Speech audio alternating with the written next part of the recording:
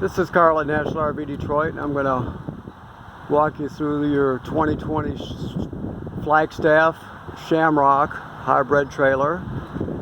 Okay, I'm on the door side and moving towards the rear here.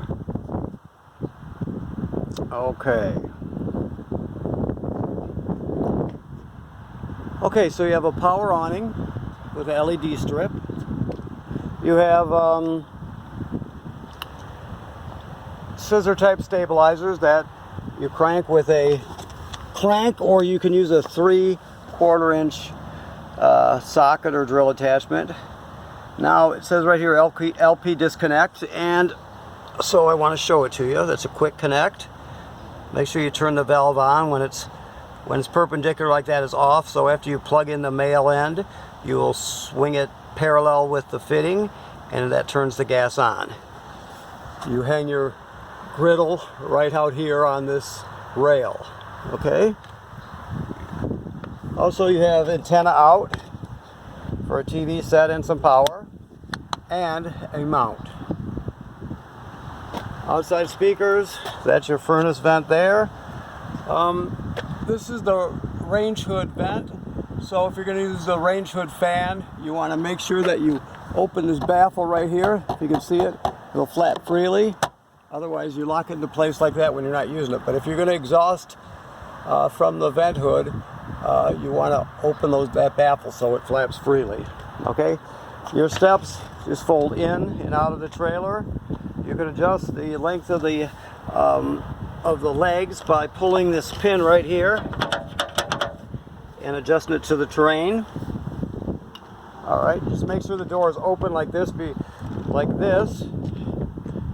to move the steps up and down so it doesn't hit the edge of the door. All right. This is a table that sits hangs on that same rail as your griddle. This is your crank for your stabilizers. This particular crank here is in case your slide out fails. You can stick it right through their hole. I don't know if you can see inside there, but you have to trust me. There's a fitting that jack will, or that crank will hook up to, and you can actually crank the slide rule if it failed. Takes a lot of cranking, but it beats driving home with it out. So the slide out is very reliable, but you know it is a mechanical thing. This is your water heater. Works on either gas or electric. The switches to operate it are inside. Keep in mind there's an extra switch here. Let me pull the tape off. That on-off switch right there is for the heating element. There's a switch to operate it inside, but I just want you to be aware that there's two switches for it, okay? This fitting right here is where you drain it. It takes an 1/16" socket. Excuse me. You have a deep cycle marine battery, a power tongue jack. If your tongue jack fails, you can pull this plug out of the top and crank it with the crank that's in the trailer. Also, you have a kill switch right here. You can see it right there, the red tab. You just turn it around and turn it off. You can disconnect the battery. The reason you want to disconnect the battery is because there is even if you shut everything off, the carbon monoxide and the LP gas detector are hardwired to the battery, so even when you're in storage, it'll draw power, so you can shut your battery off, and it'll just keep it from draining down. Okay. Now, while we're here, I mean, the most common way you get water for this trailer is through the city water hookup, which I'll show you in a minute. But you can fill the onboard water tank, the fresh water tank, in case you go to a state park that, for example, a state park that doesn't have plumbing on the campsite, but it has a fill station. You can still, use the electric pump inside to pump the water. State forest, any place that does not have plumbing on the campsite. But like I said, 9 times out of 10 you're going to be using the city water hookup. I'll show you that in a second. That's just the service panel for your refrigerator. This is your power cord, 25 feet long, 30 amp. All right, just an outside shower. Okay, these are your dump valves. You're going to take the cap off, hook your hose right on here. That's closed. So first thing you'll do is you'll pull the black valve. The black valve is toilet water and waste. So you'll pull that first, and then you'll pull this one, which is the gray tank, sink and shower water.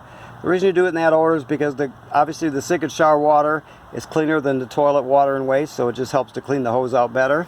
Then, while leaving the black valve open, you can come around to the back. I got the bunk down on the back, so we'll have to sort of squat down to see here. Okay. You have this right here. This is a dump, or it's a flush for the black tank. So you could hook your hose up here at the at this port. Hook the hose will be at the dump station. Obviously, it's like a garden hose. You hook it right into there, and it'll actually clean out the inside of your black tank. It sprays the inside and cleans off the sensors and that sort of thing. But like it says here, you always want to leave the valve, the black valve, open while you're doing that, so too much pressure doesn't build up. Also, while we're here, this is where the city water hooks up that I told you about. That's the most common way to get water to the trailer. You're just going to hook it up there, and you're all set. This has to do with winterizing it. Okay, you have to educate yourself a bit on that, but you can draw antifreeze in through that port right there. Then you just have cable and satellite through, just coax hookups. Okay. All right. Let me get on my feet here. Okay. You can see up there's a little housing. That means it's pre-wired for a backup camera. This takes a Furrion camera. If you purchase one, you have to get one the Furrion camera that fits in that housing there. We do sell them here. You can talk to our parts people if you're interested. But either way, you have to get the one that fits in there. All right. Also, over looking up, you have to inspect your roof at least 3 times a year. You figure in the spring and in the fall. Once in the middle of the summer, you'll go up there and you'll look at all the sealant, make sure there's no cracking or separation started. Some year, sometime, you're going to see some separation start, and you'll get it taken care of immediately. That's why you inspect it. You just want to make sure that it's good and tight so it stays nice and dry inside. You have to inspect your trailer roof and the seals. Okay. Now, while we're here, I have obviously the other beds are down. I left this one up so I can show you how it comes down. It's going to be kind of hard to show you with holding this phone at the same time, but you have your latch right here. So I'm going to pull down on this. You can see it unlatches up there. Okay, I'll come to the other side, do the same thing, pull down on this, and it unlatches there, and then I'm just going to pull it down. It's not really heavy. So right there it's down. Let me get back so you can see it here. Okay. Alright, so that's what we have right there. Then we're going to go inside. We'll put the crossbow up and the rafter in there, and you'll see what happens. Okay, so you can see that the mattress has a crease in it. It actually folds. So if I unfold it, you can see I've placed the pole here, and then the crossbow is right in the crease. I'll show you like that. So before you put it up, that's what you want it to look like. This applies to all of them. You can see this one here is still folded even though I've got it up. But here, let me show you how it goes up now. So this works like a pop-up, I guess you would say. So what we're going to do is we're going to put the pole right here on this little nub here. Make sure you get it on there because you don't want to push the pole through the canvas. I'm just doing it one-handed here, so you got to bear with me while I get it on there. I can't keep the camera pointed in the right direction here. Alright, so you got it like that. And then you're going to come up here like this and just put it on like that. That's all there is to it. Then, of course, this is just for, you get blankets or pillows or your kids' stuffed animals, whatever. You can just connect that at both spots, and it's a little net, cargo net, I guess you would call it. Okay. And then you can see this one, yeah, it's partially up there. So this folds like so, okay? All right. So to put it down, you're going to do just the opposite. You're going to fold it inside, like I just told you. Matter of fact, we'll do that.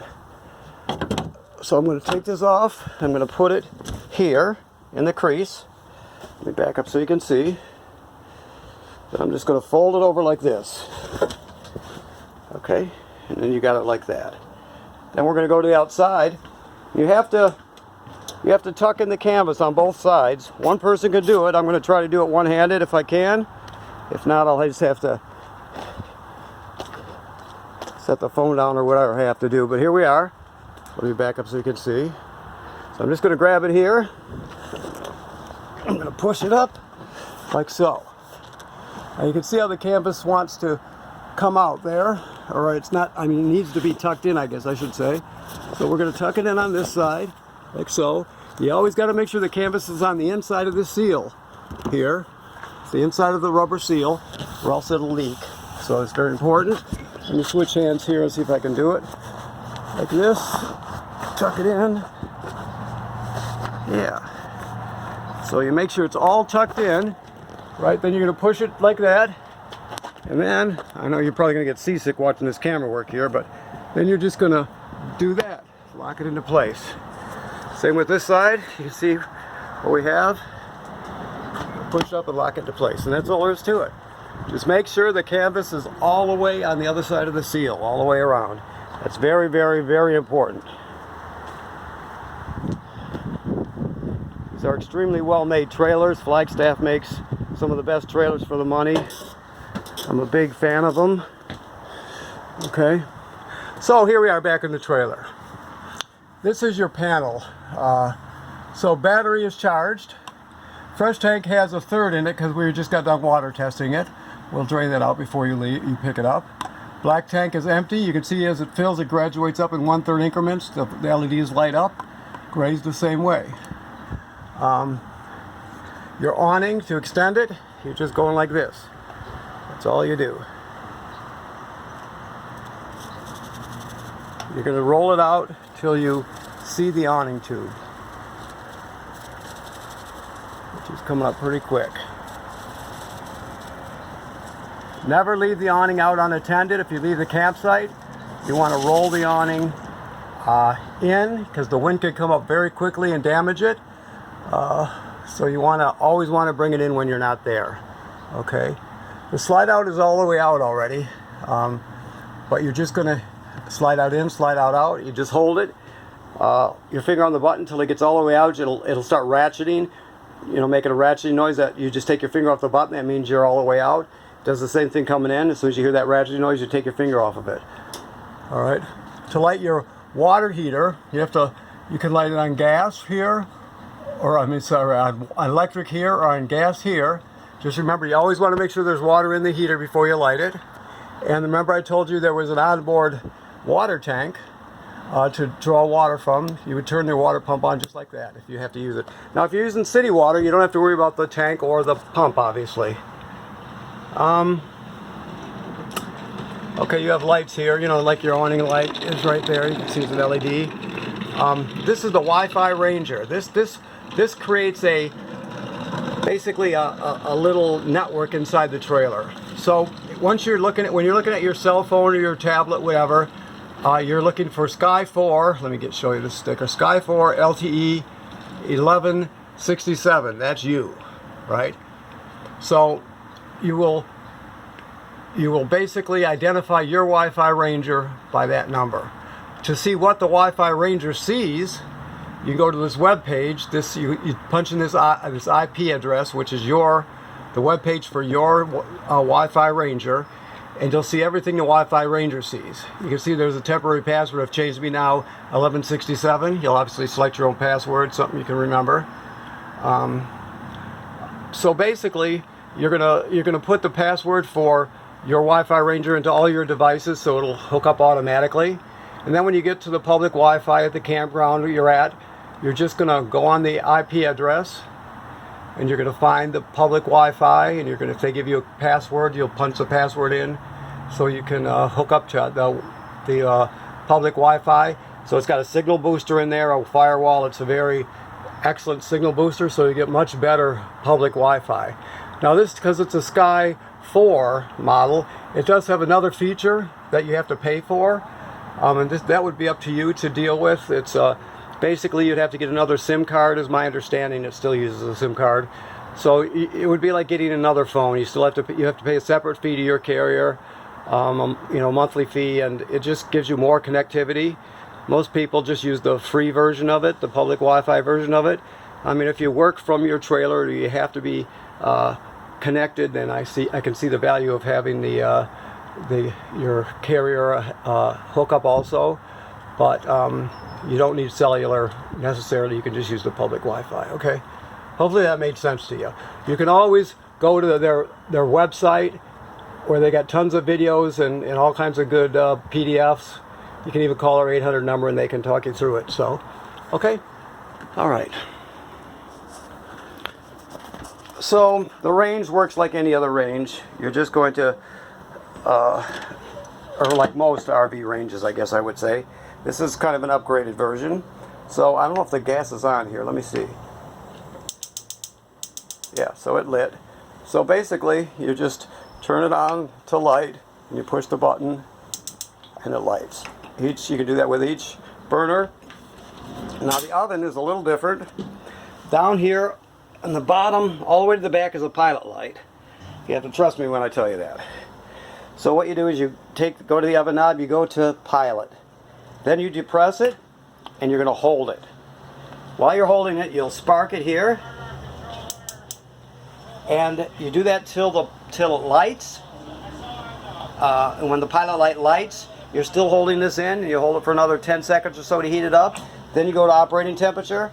It'll cycle on and off like a regular oven, but when you shut it off, the oven obviously goes off, but so does the pilot light. So you have to relight the pilot light each time you use the oven. Okay? I'm going to bring this awning in because I see people driving around out there. I don't want them to hit it because we got... Whoops. Pushed the wrong button there, sorry. Okay, here we go. So we're coming in like so. At least get it part way in for it, so there's plenty of room for me to get by. The glass top, you want to keep that down when you're traveling, or it will get broken. I've seen them break a bunch, but when they're down, if they don't break, it's just if you happen to leave it up. So make sure you put it down when you're traveling. The dinette table, you want to collapse that into the down position when you're traveling and put it on the cleats so it doesn't bounce around and break something. You just do that by, I won't take it down, I'll just explain it to you. You're going to push this to the right to unlatch it. Then you see there's a hinge here. So you push it in and you fold the legs down, and the table will sit right on these cleats here. And then of course you use the back cushions to fill in the space, and it turns into a bed. But you want it down when you're traveling so it doesn't bounce and break something. Alrighty. I told you about the range hood vent. This is your range hood fan and light. Microwave looks like any other microwave. Okay. Bathroom, sink and shower work like any other sink and shower. The toilet, you just have to remember that you can't use it dry. So the first thing you do when you get hooked up at the campground is you put your chemical in it. You step on the pedal. That's the black tank directly below. Water will swirl out. You put a gallon or two of water in there. There's no way to tell exactly how to get what a gallon or two of water is. Just use your common sense. The bottom line is it has to have chemical in it. It has to be dry. Your thermostat is self-explanatory. It's just analog. Heat, fan, and cool. Fan is the air conditioner running without the compressor. Alright. Your radio. Play CDs and DVDs. You have 2 zones inside and outside the trailer. You can stream off this USB here. You can hook up with Bluetooth so you can play your MP3s off your phone or tablet. You can go into the system with this HDMI, so it does a lot. This has a swing out bracket for the TV. Make sure it's locked in place so you don't, when you put your slide out in and out. Okay. Alright. I think we're getting close to covering it here. You have 2 exhaust fans and they have covers over them. So keep in mind that it's 4-speed, and when you're the one in the bathroom, you always want to use it when you're using the shower because you want to pull the humidity out. These things are built super tight, so you want to take care of that. This is your griddle here in the box. This is a power converter. It converts 110 AC down to 12 volt DC. So You see that you've got regular household circuit breakers here, and they're labeled, and then the power is converted down to 12 volt DC over here. You got 12 volt fuses here, and they're labeled. And then also, if a fuse blows, it'll actually light up, and you can see it through this tinted plastic here. And this is a battery tender, so when you're plugged in, it'll sense how much energy your battery needs up front. And if it's totally charged, it'll just trickle a couple amps up to it. If it's low, it'll send 10 or whatever it needs, okay? Alright, so I think we're just about have it here. There's one more thing, if I can find a darn thing. It is your here. This device here is your carbon monoxide and LP gas detector. It should always be green. Keep that in mind. If it goes off, take everybody out of the trailer, obviously. Turn your gas off at the front and figure out what's going on. This is your antenna. It doesn't go up and down. It rotates, so you can tune it in just by rotating it. Alright. Now, of course, when you winterize your trailer, you have to bypass the water heater. If you don't know this, here's something you'll have to educate yourself a bit about. But you can't get antifreeze into the water tank because it'll leave a really foul taste and a bad smell. So they give you bypass valves on the back of the water heater, so you'll have to learn a bit about that if you're going to do it yourself. Otherwise, you just have it done. So it's important you have to bypass your water heater. Also, this has a water canister in it for a water filter. So you let me see where they have your stuff right here. So you'll have to empty the water filter, and if you use the water filter, some people don't use it. Some people just because you don't drink the water, they don't bother with it. But if you do use the filter, then you have to throw it out in the fall, and you would put a new one in the spring. These are fan light combos that clip on your bunk poles here, and they plug in right here. Okay, so give you some light and a little wind, a little ventilation. These are mattress warmers. They plug into the mattress. Generally on the left side. Let me look at yours here. Yep, right there on the left side of the mattress. And then in the nearest 110, which is right there, and it's got an analog thermostat on it. It doesn't heat them, it just warms them. So it's a warmer, not a heater. I'm still looking for some more of your stuff. Oh, here it is here. Okay. So this is what the water filter looks like. All right. If you use it, you can put it in. Now the griddle needs. Well, I told you have to plug it in on gas. This is the line you use, the hose. You can see it's got the same kind of fitting that I showed you outside the trailer. This is the wrench to spin your water filter canister on and off. It just slides up over it and you spin it off. Okay. There's a toilet paper roll and stuff like that. If you want to use that, you have to put it on yourself. Most people don't use it because there's not a really good. It's just 3/16 paneling. So you kind of have to hit a stud, which limits to where you can put it. Most people just use a stand that they pack away and bring out when they're at their destination, okay? This folds over and put the leg down, and it turns into another bed. So you figure you got a bed here, one there, and one in the back. So you got a lot of sleeping room. All right. I'm just looking around a bit to see if I forgot anything. I got off to a kind of a disorganized start with you here. I apologize. This is just cable and satellite and power in case and there's a TV backer here in case you want to put a TV here. If you buy a swing out bracket, spend a little extra money and get one that locks into place when it's closed. That way you don't have to use straps to hold it in place, because that gets kind of it's just not a clean install, and they're always hanging there. So it's better to just do it that way. Let me look here. They didn't put your battery in, but I did notice it was in here for your smoke detector. Okay. I'll do that right now so I don't forget.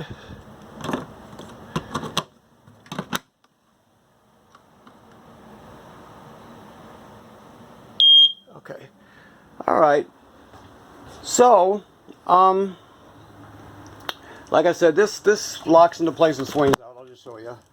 You sort of got a course that passes the slide out. It swings out. You can hook up satellite there.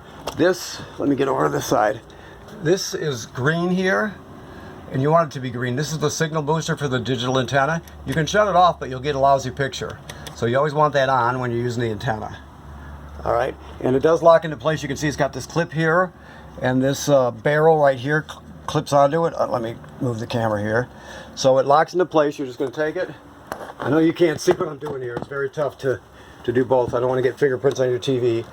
You're just going to push it and it locks into place like that. You just have to use your mind's eye to figure out what I just did there. I apologize. Okay, another thing I didn't get to, the fridge. All right, so this is a gas absorption refrigerator. So that means it works on 110 AC or LP gas, right? So you turn it on like this, just like that. Now you push the button and it says auto. Auto means electric. The reason they call it auto is because it automatically seeks out electricity. If it can't find it, it'll automatically switch to gas. Or if you're, you at the campground plugged into electricity and in the middle of the night you have a power failure, it'll automatically switch over to gas. So that's why they call it auto. Now if you want to just pull it down the road dedicated on gas, you can go like that. Okay, and if that light right there comes on, this says check, it means it faulted, it didn't light. So if that ever happens, you just shut it off and turn it on again, and it'll cycle through and light the next time, okay? Generally speaking, you want it on auto. Okay. All right. So as I look around to see if I've forgotten anything, I think I've pretty much got it this time. Remember, you have to bypass your water heater, and you can educate yourself on winterizing. Keep in mind you have that water filter canister, and you always want to dump that out when you winterize. Even if you pump the antifreeze in, for example, and it'll look like it's the canister is filled with nothing but antifreeze, but really it's probably about a quarter water, just enough to allow it to gel up enough to crack it. So you always want to spin it off and dump it at the last thing you do when you winterize. Also, you draw the winterize or the antifreeze in through that outside port on the back that I showed you. On the inside of the trailer, there's going to be a valve. The valve selects the water pump. It selects two different lines. The line that goes down to the fresh water tank, which is normal position, and then you can select the line that draws in the antifreeze from the outside, right? So you'd have to change the valve from the fresh water tank to the antifreeze line, so the pump will actually draw through that line, if you know what I'm saying. So keep that in mind. You have to select that. Plus you have to bypass the water heater. So, okay. All right, I think that covers it. Hopefully I gave you some good information here. So you can always talk to us. Give us a call. We can talk you through things.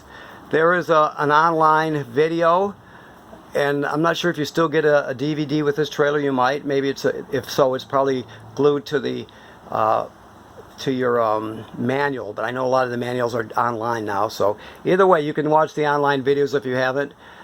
Every appliance will have online videos, plus you have in that packet in your drawer you have a manual for everything in here. Every single appliance will have an instruction manual, so there's plenty of information, so you should be all right. So okay, I'm going to let you go then, and I want to thank you for purchasing your trailer from National RV Detroit. And make sure to use this trailer a lot. That's the key. Plan ahead, a lot of reservations, and use it a lot. So thank you very much. Goodbye.